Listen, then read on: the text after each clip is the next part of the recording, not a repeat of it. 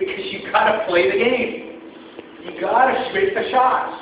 You got to try. You got to fight. You got to be on the basketball court. You got to be willing to go after that shot with 2 seconds left. That players weren't willing to do it. So they were never winners like Michael Jordan, and he worked hard to minimize those losses. But you're not going to score 100%. Nobody is.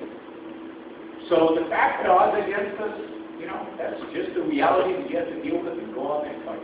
So yeah, you're going to fail most of the time. It's really hard to fight against the whole culture, but what's the alternative? There is none. So what do young people who don't view healthcare as an entitlement and are more than willing to pay for it do in the face of this creeping socialized Medicare, when it doesn't seem like it's enough to just say, yeah, Obamacare sucks, but I'm paying my taxes and I'm paying into the system, because it seems like you're towing the line of providing the sanction of the victim. Yeah. Well, excuse me, can you repeat that?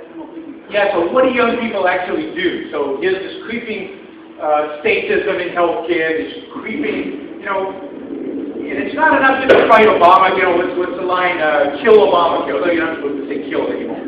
Destroy and crush, because that's a lot better. But, kill is not fully enjoy it.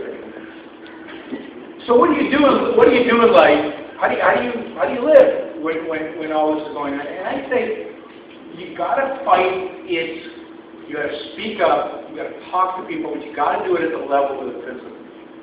And the fundamental principle is you gotta stand up for your life. You gotta tell people that this is my life, I wanna make choices about my life. But I don't want people telling me what healthcare should have, how much I should pay, how much I shouldn't pay. I don't want to pay for other people's healthcare. If I do want to pay for other people's healthcare, I want to make that choice. I don't want you making the choice.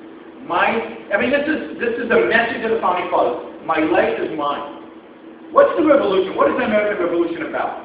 It's about one principle. It's about one question. Who owns your life? Owns this.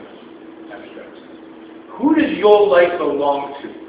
Because pre-Enlightenment, your life belongs to God, your life belongs to the state, your life belongs to their prince, your life belongs to the king, to the aristocrat, to the lord. It always belongs to someone else. And that's the tribe, that's you, that's life, that's it. And nobody even conceives of any option, maybe some of the Greeks thing, but it's not in Western culture. Your life belongs to fill in the blank. That's the standard. The brilliance of the founders and of the Enlightenment, the founders of the culmination, is that for the first time they're saying, no, your life belongs to you, my life belongs to me. Get out of my way. That's what we need to be out of. And by the way, a healthcare system based on that principle is 1,000 times better than what you're talking about. And it's easy to do. It's about getting you off our back, about eliminating the constraints of freedom. That's all it is. It's about getting rid of the mandates.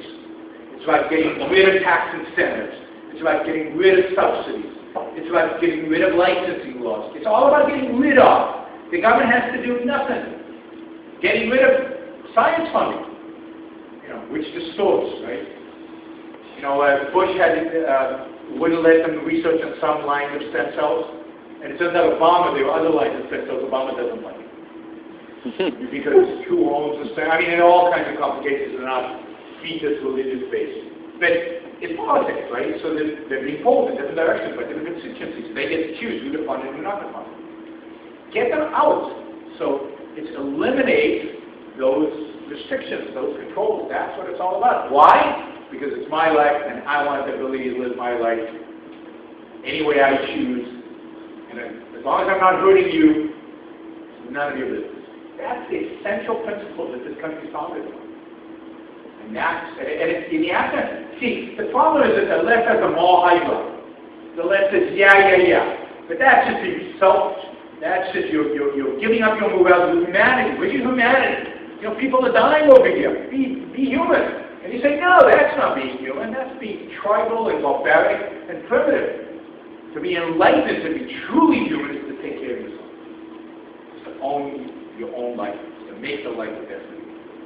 And that's the argument that he's made. This is an ethical, moral argument. That's essential. And the means is reason. But the argument primarily an ethical argument. If we lose that ethical argument, which we are clearly losing that ethical argument, we lose. And that's why the Republicans cannot win. They'll never win.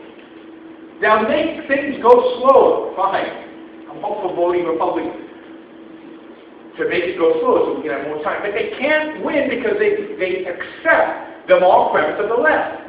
The left, they share the same morality. One comes from secular, philosophy, and one comes from religion, but it's the same selflessness. It's the same, what is the symbol of morality for Christianity?